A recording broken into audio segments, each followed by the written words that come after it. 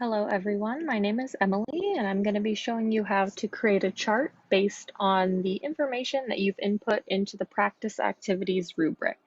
I'm working off of the template that's been provided to you, so yours might look slightly different or have different numbers here in these cells, but that is totally fine. The process is still the same. You're just going to go ahead and drag from this top corner and you're going to select the data um, that you have input into these cells here. And so after that, you're going to go to this top bar where it says Insert, and you're going to select Recommended Charts and choose from the options which one suits your needs the best or you find easiest to read.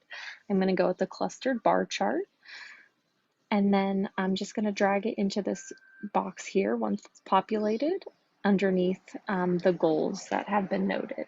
And then I'm going to change the chart title to match the information that's been provided for the student. So I'm going to say that this is for Joseph Greenwald,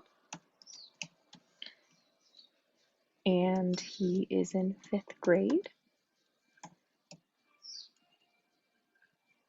at Henderson.